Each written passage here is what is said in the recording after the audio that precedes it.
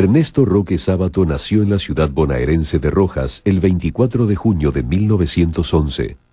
Como es el caso de tantos argentinos, sus padres habían emigrado del sur de Italia a fines del siglo XIX, en busca del trabajo prometido por el gobierno. Ernesto era el 10º de los 11 hijos varones de Giovanna Ferrari y Francesco Sábato, quienes vivían en una casa de la calle Roca, que hoy lleva el número 269. Esta es la casa de mi infancia. Acá teníamos vestíbulo. Este era el cuarto donde dormía yo en los últimos tiempos, antes de irme a La Plata. Bueno, fuimos 11 hijos, todo el mundo lo sabe. Yo fui el penúltimo. Y viví acá hasta que me mandaron al Colegio Nacional de La Plata.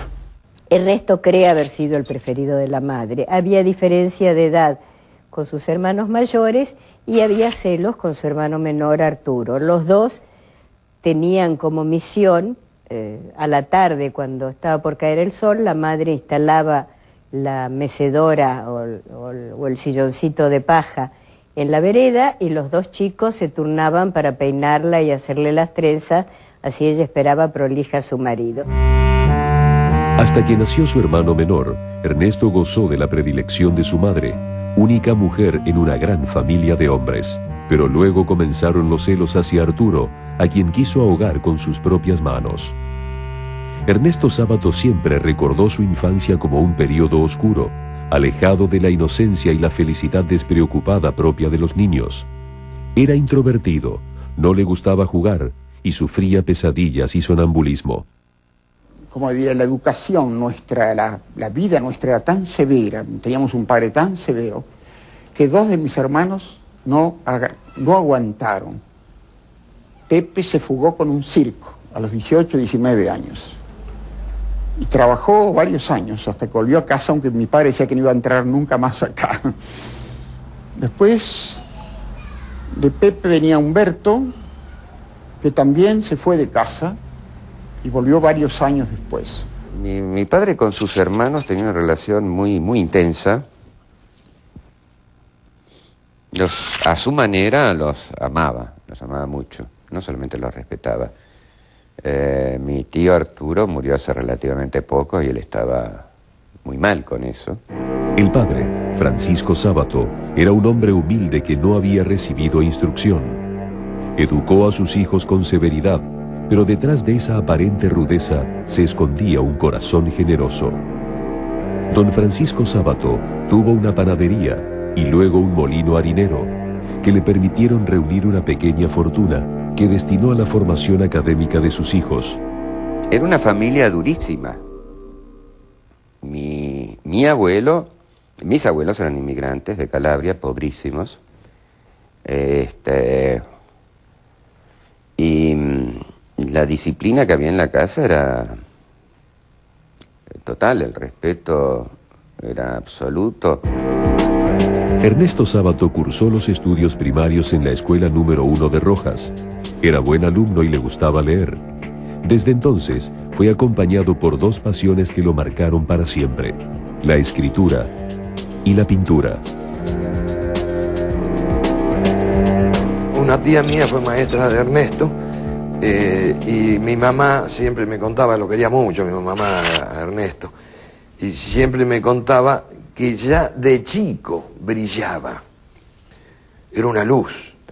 Y dice que la hermana, que tendría 22, 21 años, la hermana de mi mamá, que era maestra de Ernesto era un chico de la escuela primaria, dice que le decía: vos sabés que tengo que estudiar de nuevo, dice, porque tengo un chico de don Francisco Sábato, pero vos viera lo que es, dice, es una luz, y me ponen aprietos, dice, me habla de temas, dice, que me asusta. En Rojas no había posibilidad de continuar con la educación secundaria. En 1924 partió a la ciudad de La Plata, a donde continuó los estudios junto a sus hermanos. Allí asistió al Colegio Nacional, transitando una adolescencia gris, dificultosa. Cuando yo llegué acá era un payucano, como se decía en esa época, un chico de un pueblo de campo, y me sentí muy inhibido, todos los compañeros, de los cuales después fui muy amigo, claro. Pero de entrada me sentí muy inhibido porque todos ellos se conocían y yo venía de muy lejos. Ernesto Sábato se sentía solo y confundido, hasta que observó la demostración de un teorema de geometría. La matemática cambió su vida. Fue el descubrimiento de un orden perfecto dentro de su atormentada existencia.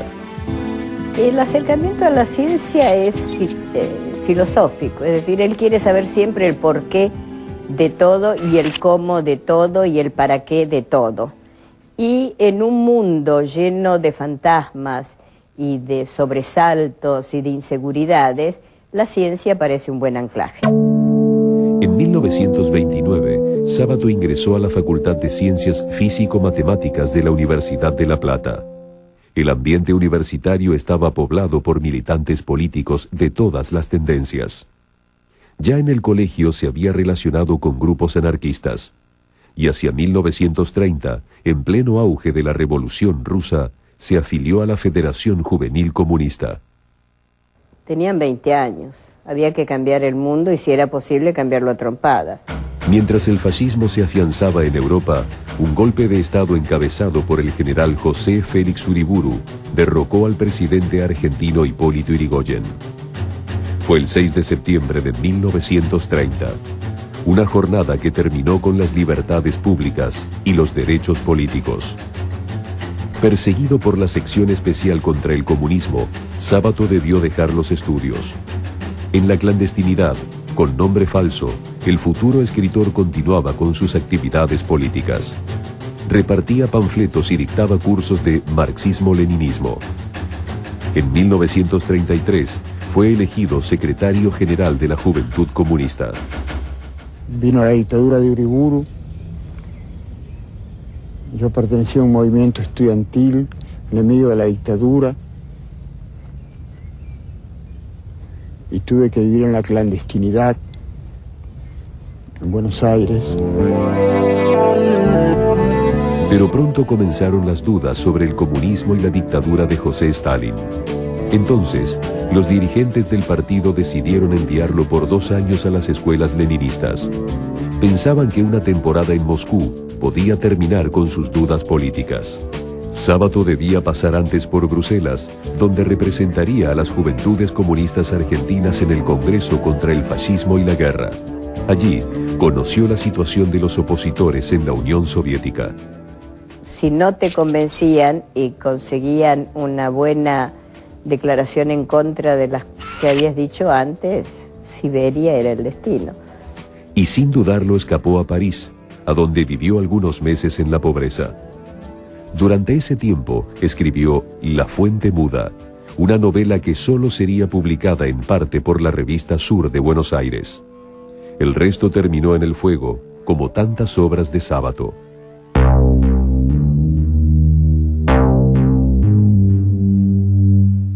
Ernesto Sábato regresó a La Plata en 1936. Allí lo esperaba Matilde Kuminski, una joven de 17 años, a quien había conocido antes de ir a Europa, en uno de sus cursos de marxismo. Matilde pertenecía a una familia de judíos ortodoxos que había llegado a la Argentina, escapando de los pogroms europeos. Se conocen en la casa de unos amigos comunes y parece que fue un sobresalto a primera vista. No sé si un amor a primera vista, pero un sobresalto a primera vista seguro, que se convierte rápidamente en un amor avasallador, a punto tal que a los 17 años Matilde se escapa de su casa para irse a vivir con Ernesto, que estaba clandestino porque en esa época todavía era un joven comunista. Y a través de la autorización de un juez de menores, se casaron y se instalaron en un pequeño cuarto de la calle Potosí. Poco después, se trasladaron a la casa familiar de los Sábato. El 25 de mayo de 1938 nació Jorge Federico, el primer hijo del matrimonio. Ernesto Sábato continuó con sus estudios y en 1938 concluyó el doctorado en física. Poco después obtuvo una beca para investigar las radiaciones atómicas en el laboratorio Joliot-Curie de París. Sin embargo, algo había comenzado a cambiar en su interior. Cada vez se sentía menos atraído por la ciencia, a la que consideraba abstracta y carente de humanidad. Acá hacíamos astrofísica. Este es el reflector, el telescopio reflector. Y yo creo que me querían tentar para no abandonar la física, porque no hay nada más lindo que la soledad en un observatorio. De noche, se trabaja siempre de noche, claro. Pero no lo lograron. Así que ahora esto es una simple visita de recuerdo. Yo estaba destinado, ya estaba decidido a abandonar la ciencia para siempre. Sábato partió a Francia con su familia. Tenía la obligación de cumplir con la beca otorgada por el laboratorio Joliot-Curie. Pero París ofrecía otras atracciones, como la literatura y la pintura, que empezaron a embriagar sus sentidos y cambiar su personalidad. Desde su departamento en la Rue Sommerard, Sábato partía cada mañana hacia el laboratorio. Por las noches, paseaba por Montparnasse y se detenía en Café Le Dôme, un enclave literario que reunía a poetas surrealistas como André Breton. Trabajó en el Instituto Curie, hizo sus trabajos de investigación científica y se vinculó mucho con el mundo de los surrealistas en los años 30, antes de la guerra mundial. Y entonces para él, digo, un poco Francia eso me lo explicó, me lo dijo varias veces, que es como las dos partes de su personalidad, ¿no? Su mundo diurno, que era la investigación, el trabajo científico con los investigadores, todo eso, y su mundo nocturno, que era todo lo que conoció con la frecuentación de Montparnasse de los pintores y de los escritores. Antes de la guerra trabajaba en el laboratorio Curie y me hice amigo porque me subyugaba al surrealismo de los surrealistas de aquel tiempo, que eran todos desconocidos: Wilfredo Lam, Mata, Domínguez, y nos reuníamos de noche en un café surrealista. Ahí discutíamos a veces hasta el amanecer, ¿no? De todos ellos, el recuerdo más terrible que tengo y más hermoso también es el de Domínguez. Domínguez era un hombre muy alcohólico, pero muy generoso. Fue el que, cuando vio unas pequeñas cositas que yo dibujaba o pintaba, me dice: ¿por qué no dejas todas esas pavadas del laboratorio de Curie y te pones a pintar? Bah, yo me reí, claro. No sabía que un día iba a terminar haciendo eso. Con el surrealismo, Ernesto Sábato descubrió zonas oscuras en la realidad del ser humano y del arte. Frente a la objetividad de la racionalidad científica, se erigía ahora la irracionalidad surrealista.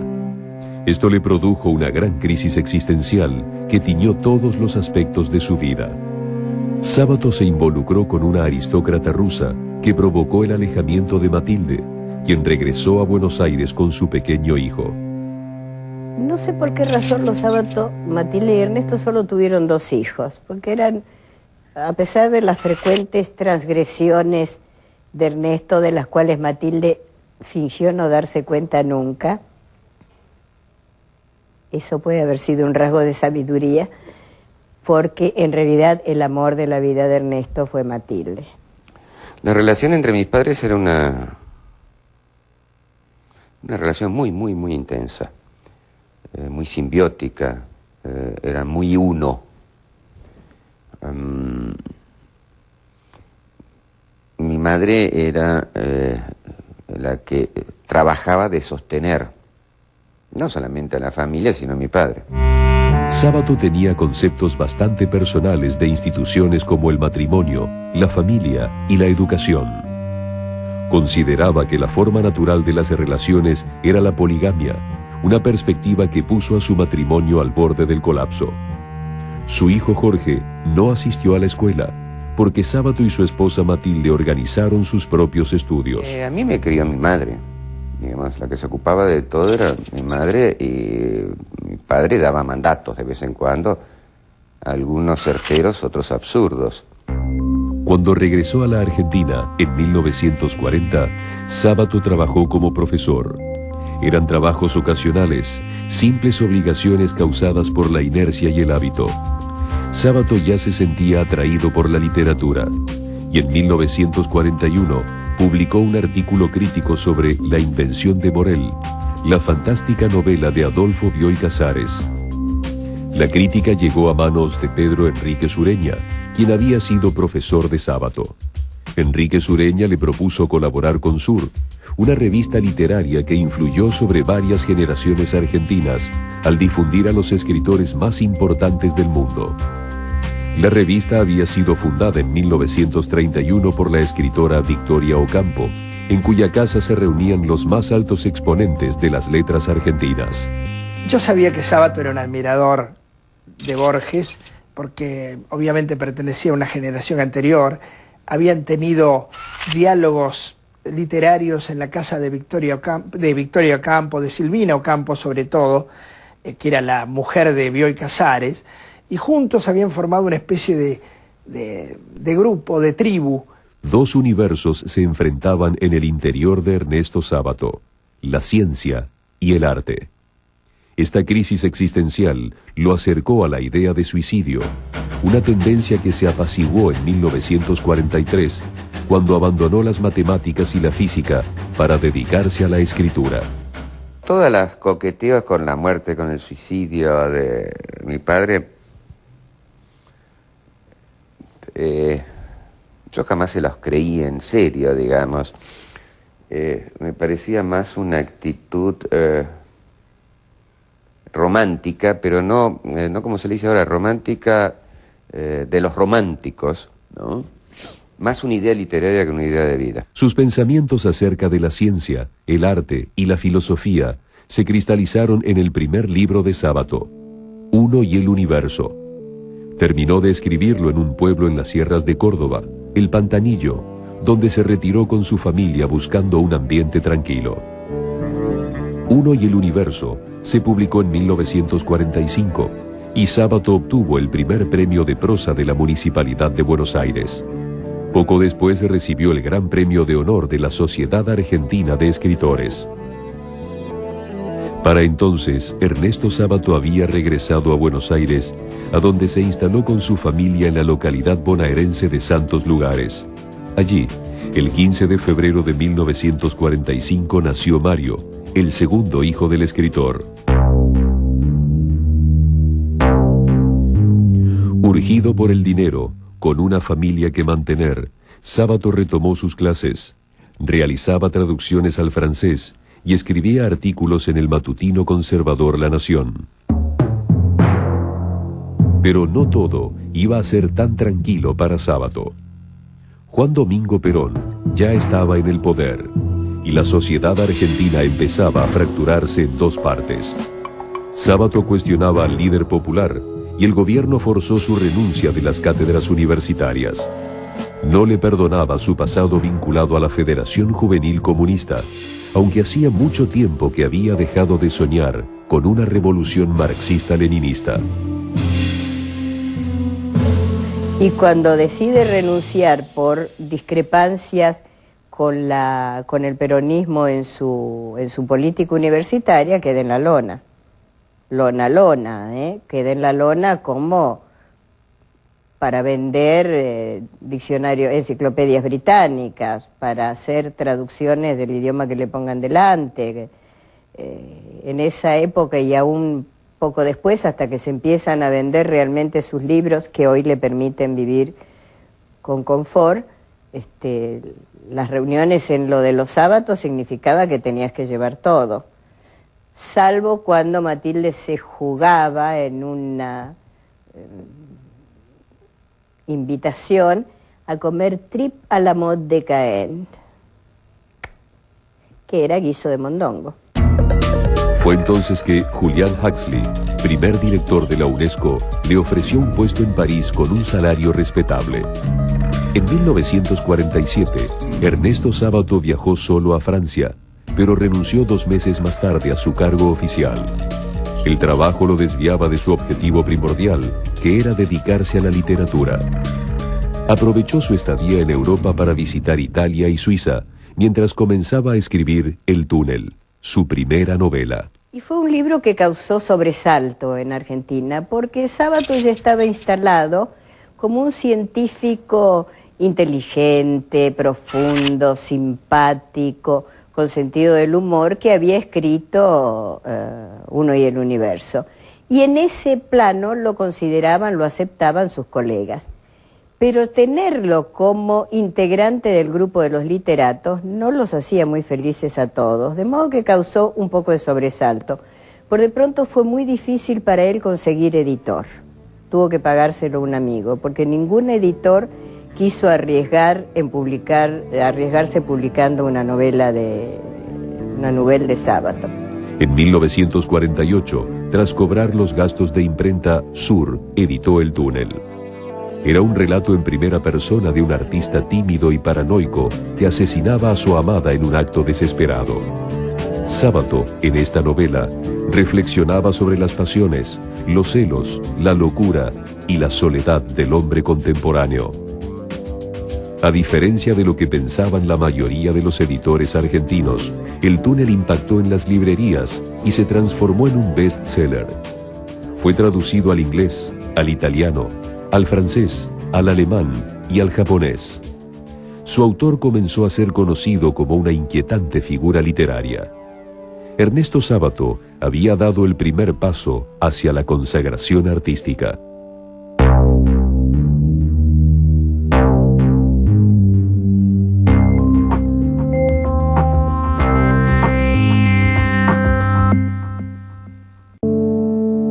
Ernesto Sábato había escrito con éxito El túnel, su primera novela, pero pasaba dificultades económicas.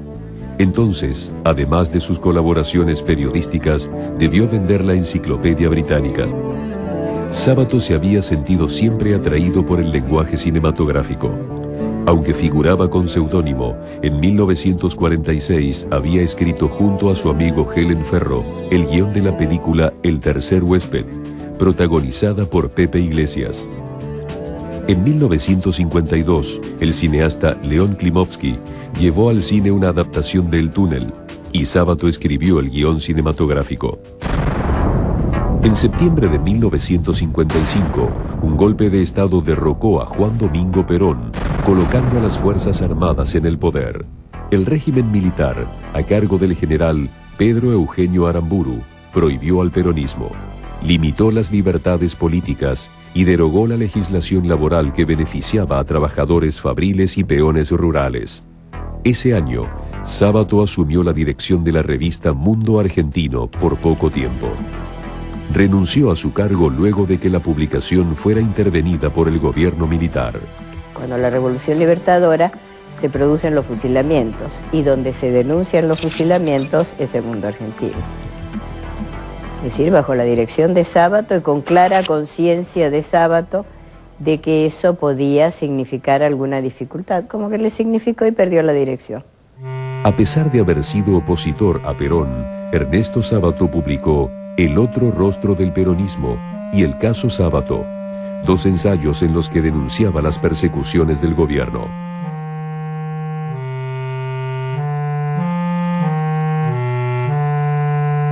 En 1958 fue elegido presidente argentino Arturo Frondizi, un político de origen radical que llegó al poder a través de un pacto secreto con Perón.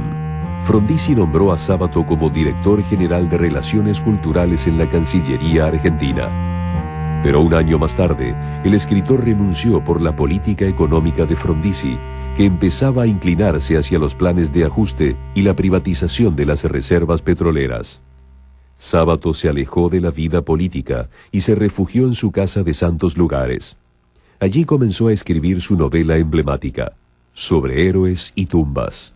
De compleja estructura, dentro de la novela se desplegaban 4 relatos que a su vez contenían otros episodios menores. La historia de amor entre 2 jóvenes psicológicamente opuestos y la vida de la familia Olmos servían al autor para indagar en la interioridad de la sociedad argentina, en sus sueños y sus pesadillas. Cuenta una Buenos Aires que está todavía, porque es el espíritu, ¿no? Cuenta lugares como el Parque Lezama, lugares como La Boca, donde yo nací, y por supuesto que siento entrañable esos callejones del Riachuelo, esos cafetines de la década del 40, del 50, que Sábato va contando. Y además los personajes, como incluso ese Borges fantasmal y ciego que pasa por las páginas del libro, ¿no? De algún modo tocado por esa admiración secreta que Sábato sentía por Borges mientras estuvo distanciado. Sobreros y tumbas, páginas memorables. Ambientado en Buenos Aires, entre mayo de 1953 y junio de 1955, el relato principal de Sobre héroes y tumbas se entremezcla con episodios de la historia de la República Argentina, como la muerte del general Juan Lavalle, ocurrida en 1841. La novela incluye el increíble relato titulado Informe sobre ciegos, narrado por el protagonista Fernando Vidal Olmos, quien vivía una suerte de descenso a los infiernos. En 1979, Mario Sábato, hijo de Ernesto, filmaría El poder de las tinieblas, una película basada en el Informe sobre ciegos. ¿Cómo fue trabajar con papá? Bueno, no fue. Yo no trabajé con mi padre, no lo dejaba entrar. Es la mejor manera de trabajar con él si te lo podés permitir, por ejemplo, siendo hijo. Ernesto Sábato siempre se caracterizó por su aguda autocrítica, y después de releer su novela más importante, estuvo a punto de prenderla a fuego y esparcir sus cenizas. Su mujer se lo impidió. Ernesto es reticente a mostrar su obra antes de ser publicada y es igualmente reticente a publicarla. No le gusta nada el cuento de que todo termina impreso y perdura. Yo creo que en el fondo hay una cierta, no diría inseguridad, no es la palabra, pero como reticencia, y si no soy tan talentoso como andan diciendo por allí y alguien lo descubre. En 1961, Sobre héroes y tumbas, fue publicada por la Compañía General Fabril Editora. La perspectiva que asume sobre la historia de la Argentina y los temas filosóficos que abordaba transformaron a Sobre héroes y tumbas en una obra elogiada en todo el mundo. En la década del 60, mientras se vivía el boom de la literatura latinoamericana, protagonizado por Gabriel García Márquez, Carlos Fuentes y Mario Vargas Llosa, Sábato continuaba con su producción ensayística y miraba de reojo, desconfiado, a sus colegas más famosos. En 1963 publicó El escritor y sus fantasmas, donde exponía sus ideas acerca de la ciencia, el arte, el surrealismo y la literatura. Al año siguiente, cuando nadie lo esperaba, el gobierno francés le otorgó el título de Caballero de las Artes y las Letras por su labor literaria. La obra de Sábato no solo impactaba en las librerías, sino también entre los compositores y cantantes más importantes de la Argentina. En 1965 se editó el disco Romance de la muerte de Juan Lavalle, con textos recitados de Sobre héroes y tumbas y música de Eduardo Falú. Este es el romance de la muerte de Juan Lavalle. En 1974, Ernesto Sábato publicó su tercera y última novela, Abadón, el exterminador. Era un texto apocalíptico, en el que se advertía el mal de la sociedad moderna, disfrazado de confusión y separación. El mismo Sábato era un personaje de la novela. Sus fantasmas personales se cruzaban en un escenario donde se jugaban los dramas del destino personal y colectivo. En esta novela, reaparecerían sus principales obsesiones literarias: la idea del destino, el héroe que tiene una misión que cumplir, la salvación mediante la búsqueda de la libertad y el artista como redentor. Definiría la literatura de Sábato como una literatura muy al margen o muy atípica dentro de las letras latinoamericanas, muy influenciada por el surrealismo francés, en lo que es la parte de dejar el inconsciente o el subconsciente fluir y expresarse, y la visión de un mundo que no tiene solución o que no tiene esperanza sino por el arte. Para que no quedaran dudas de que se trataba de su última novela, el autor incluyó en Abaddon la visión de su propia tumba con un epitafio. Ernesto Sábato quiso ser enterrado en esta tierra con una sola palabra en su tumba: paz. Por esta novela, Sábato obtuvo en 1974 el Gran Premio de Honor de la Sociedad Argentina de Escritores, y al año siguiente el Premio de Consagración Nacional de la Argentina. Y en Francia, Abaddon, el exterminador, fue elegido el mejor libro extranjero. Está traducido al ruso, está traducido al húngaro, está traducido al polaco, al checo, al alemán, por supuesto. Existen ediciones en todos los países escandinavos, absolutamente en todos los países. En El túnel, sobre héroes y tumbas y Abaddon, Sábato expresó todo lo que pensaba y sentía de la condición humana, a la que consideraba tan misteriosa y frágil como un sueño. Para él, la tarea de escribir era una necesidad vital que nunca debía supeditarse a los intereses económicos. Fiel a su personalidad autodestructiva, Sábato consideraba a sus libros creaciones desagradables, y por ese motivo había impedido que sus hijos los leyeran cuando eran pequeños. Yo empecé a leer en serio a los 14, 15 años.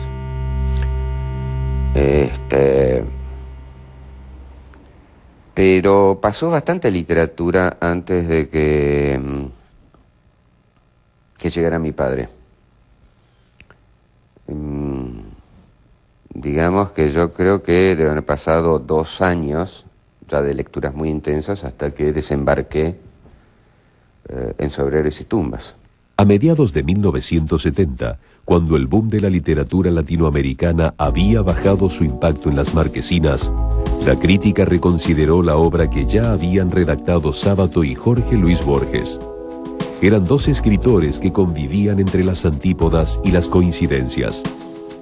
Tenían distinta formación ideológica, pero profundas similitudes respecto a la existencia del ser humano. Los dos habían sido de algún modo antiperonistas, pero también de algún modo habían sido antiperonistas por distintos motivos y con distinto énfasis. Esta contrastante relación personal quedó registrada en un agudo libro titulado Diálogos, que compartieron Sábato y Borges al responder las preguntas del escritor Orlando Barone. Fue la primera vez y la única que se encontraron sistemáticamente en algunas jornadas de aquel verano del 74 y del 75. A veces Sábato se molestaba porque Borges, con su ironía y su mordacidad, relativizaba las cuestiones dramáticas que Sábato quería imponer al diálogo. Esto se nota en el libro, yo lo manejo de algún modo. Hubo momentos de tensión, había un hilo conductor que era hablar sobre todas las cosas menos sobre la política. El 24 de marzo de 1976, una junta militar derrocó al gobierno constitucional de María Estela Martínez de Perón. Fue el comienzo de un régimen de terror que terminó con la vida de 30.000 personas. 2 meses después del golpe de Estado, Ernesto Sábato fue invitado a almorzar por el general Jorge Rafael Videla, jefe del ejército y uno de los máximos responsables de la represión ilegal, que por entonces azotaba a los argentinos. Sábato aceptó la invitación y llegó a la Casa Rosada junto a Jorge Luis Borges, el padre Leonardo Castellani y el presidente de la Sociedad Argentina de Escritores, Horacio Ratti. El episodio ese, digamos que menean tanto a alguna gente, tuvo más importancia por este meneo que el que en sí mismo tuvo. En el momento, yo me acuerdo sí perfectamente que papá consultó, no solamente con nosotros dos, sino con mucha gente. si había que ir o no. Era un momento... Es muy difícil juzgar esos momentos con la perspectiva histórica. No era habitual que dos escritores como Sábato y Borges concurrieran a la Casa de Gobierno. En ese entonces, Julio Cortázar estaba prohibido. La televisión solo mostraba desfiles militares y el régimen había estudiado la posibilidad de censurar a los Beatles. En ese momento mucha gente creía, por ejemplo, que había sectores muy enfrentados en el ejército, sectores dentro de la locura, más razonables que otros. Creo que fue un error, pero visto desde ese momento, no parecía un error. En todo caso, nos equivocamos muchos. Ernesto Sábato nunca aclaró lo que había sucedido durante la reunión con Videla. Para el escritor, es un tema tabú, una sombra que el tiempo aún no disipó. Yo no sé en qué medida lo hablamos explícitamente en términos de arrepentimiento. Hablar de arrepentimiento con Sábato no es fácil. Hacia 1979 la vida de Sábato empeoró notablemente y los médicos le prohibieron leer y escribir. La ceguera había sido un tema recurrente en sus 3 novelas, y como una autoprofecía cumplida, esa enfermedad tantas veces mencionada le cambiaría la vida para siempre. A partir de entonces, decidió dedicarse a la pintura, lo que significó el regreso a la pasión de su infancia. Yo no creo que nadie le haya prohibido eso. No creo que nadie le haya prohibido nada nunca, papá. A lo mejor le recomendaron, papá, es muy exagerado. Cuando quedé mal de la vista, no podía seguir escribiendo y es lo que estoy haciendo ahora. Para los expertos, las obras pictóricas de Sábato deberían incluirse dentro de la corriente expresionista, un movimiento artístico surgido en Alemania a comienzos del siglo XX. Ernesto Sábato pintaba lo que su instinto y su inconsciente le dictaban. Así reaparecieron los fantasmas, las pesadillas, los espectros y los seres atormentados de sus libros.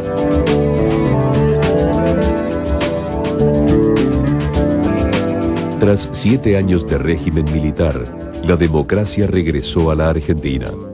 El 10 de diciembre de 1983, Raúl Alfonsín asumió como presidente y días más tarde convocó a Sábato para que encabezara la Comisión Nacional de Desaparición de Personas, CONADEP, una entidad estatal creada para esclarecer los crímenes de la dictadura. Sábato aceptó rápidamente y trabajó más allá de sus propias energías. En algún momento, cuando el propio Sábato en el prólogo dice, esto fue la experiencia de la CONADEP, fue un descenso a los infiernos, evocando un poco a Dante Alighieri, yo creo que encontró justo lo que nos pasaba a todos. Aquellos que ya teníamos un hábito durante la propia dictadura de recibir testimonios, conmovernos, destrozarnos y volver a salir, y aquellos que, siendo solidarios, no lo habían tenido ese impacto a diario. Esto le pasó a Sábato como le pasó a todos los demás. El 20 de septiembre de 1984, la CONADEP entregó su informe final que se editó en un libro titulado Nunca Más. Sábato escribió el prólogo. En nombre de la seguridad nacional,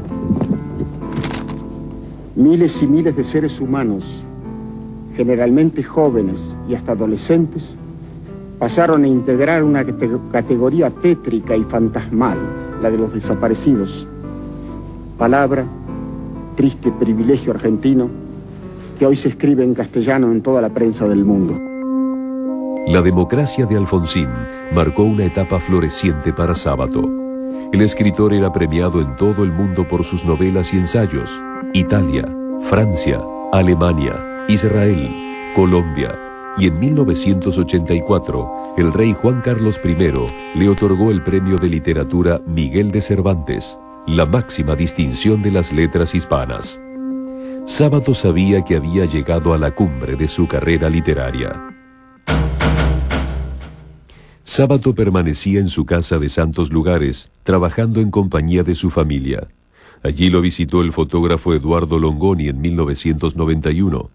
El escritor cumplía entonces 80 años y el diario Clarín quería hacer una nota especial.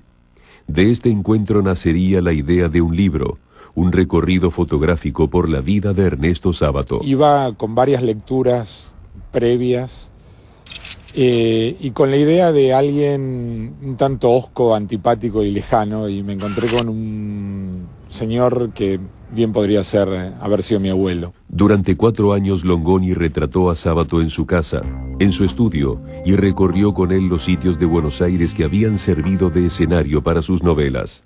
Me acuerdo un día que él me había insistido mucho con ir al Parque Lezama, que era un lugar que hacía mucho que no recorría y que, bueno, es el lugar de Sobreros y Tumbas, el lugar preponderante. Y fuimos una mañana de julio que hacía como 5 grados bajo cero. Y yo decía, primero yo no podía agarrar la cámara del frío que hacía, decía, en cualquier momento se me va a morir aquí en el parque. Pero él insistió y recorrimos el parque, recorrimos La Boca, Barracas, y estaba absolutamente sorprendido de lo que había cambiado. El escritor nunca había creído en Dios. Todavía le pesaba su formación marxista. Sin embargo, por pedido de su esposa Matilde, aceptó bautizarse y luego contraer matrimonio en una ceremonia secreta que oficiaron 2 influyentes monseñores de la Argentina. El 21 de diciembre de 1990, en su casa de Santos Lugares, Matilde y Ernesto prometieron frente a Dios quererse para toda la vida. Fue una cosa consultada, fue más un gesto hacia mamá, pues mamá, como yo te decía antes, mamá era judía pero muy cristiana y se bautizó de grande. Entonces era como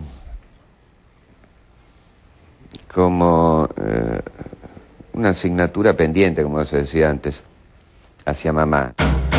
La rutina del artista no cambió tras el casamiento. Al contrario, todo siguió como entonces. Matilde a su lado, sufriendo de arteroesclerosis. La tela esperando sus grises conocidos y los libros de su formidable biblioteca, poniéndose amarillos a fuerza de esperar a un lector que nunca llegaría. Pero esa rutina, una mañana de 1995, estalló en 1000 pedazos. Jorge, su hijo mayor, había muerto en un accidente cuando regresaba de la costa atlántica a Buenos Aires. Sábato quedó inmóvil ante la noticia y no tuvo fuerzas para asistir al entierro. Jamás volvió a ser como antes. Papá, la muerte de Jorge lo demolió. Y bueno, hubo que organizar todo en aquel momento.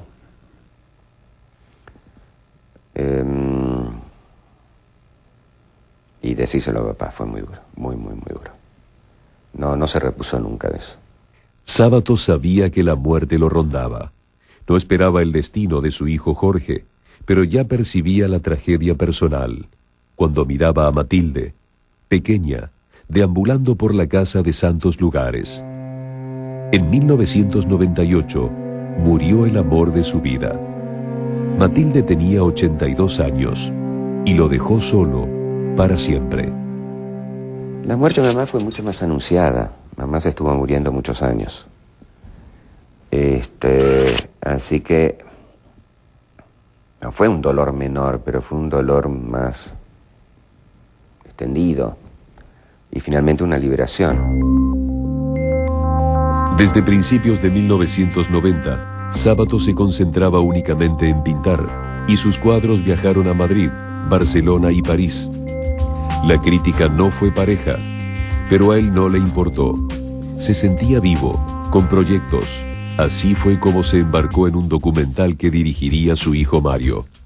Se trataba de una historia del tango, una de las grandes pasiones de Sábato que en la Argentina se llamó Al Corazón. El escritor narraba una historia que lo reencontraba con su pasado literario y sus permanentes obsesiones existencialistas. Cuando el siglo XX terminaba, Sábato decidió regresar a sus primeras artes. En 1998 publicó Antes del fin, un libro al que consideró su testamento literario. Y con esta máquina estoy ahora escribiendo, tratando de escribir el libro que he titulado, después de vacilar mucho, Antes del fin. título un poco funerario.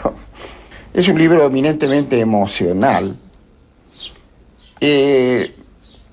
escrito de una manera espontánea sobre los problemas que me atribulan en estos momentos, sobre el mundo, sobre el país, sobre la ecología, sobre el sentido de la existencia. Todo esto puede parecer muy pretencioso, pero bueno, es lo que necesito escribir.